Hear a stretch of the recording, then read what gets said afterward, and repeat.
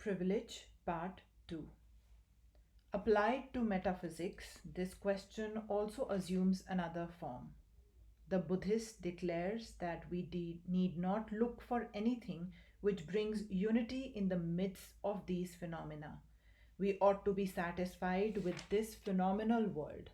This variety is the essence of life. However miserable and weak it may seem to be, we can have nothing more. The Vedantist declares that unity is the only thing that exists.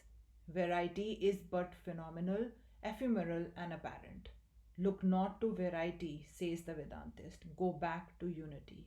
Avoid unity, it is a delusion, says the Buddhist. Go to variety. The same differences of opinion in religion and metaphysics have come down to our own day, for in fact, the sum total of the principles of knowledge is very small. Metaphysics and metaphysical knowledge, religion and religious knowledge reached their culmination 5,000 years ago, and we are merely reiterating the same truths in different languages, only enriching them sometimes by the accession of fresh illustrations. So, this is the fight even today. One side wants us to keep to the phenomenal, to all this variation, and point out with great show of argument that variation has to remain, for when that stops, everything is gone. What we mean by life has been caused by variation. The other side, at the same time, valiantly points to unity. Coming to ethics, we find a tremendous departure. It is perhaps the only science which makes a bold departure from this fight. For ethics is unity, its basis is love. It will not look at this variation. The one aims of ethics is this unity, this sameness.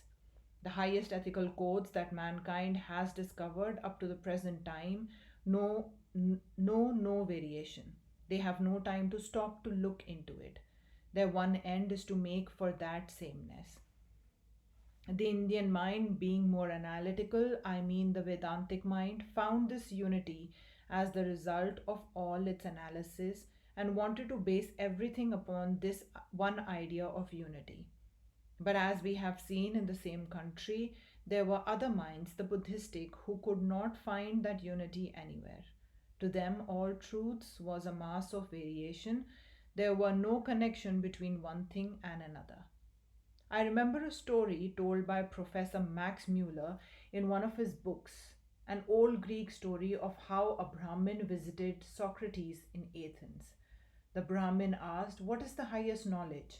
And Socrates answered, "To know man is the end and the aim of all knowledge." "But how can you know man without knowing God?" replied the Brahmin. The other side, the Greek side, which is represented by modern Europe, insisted upon the knowledge of man. The Indian side, mostly represented by the old religions of the world, insisted upon the knowledge of God. The one sees God in nature and the other sees nature in God. To us at the present time, perhaps, has been given the privilege of standing aside from both these aspects and taking an impartial view of the whole. This is a fact that variation exists, and so it must if life is to be. This is also a fact that in and through these variations, unity must be perceived.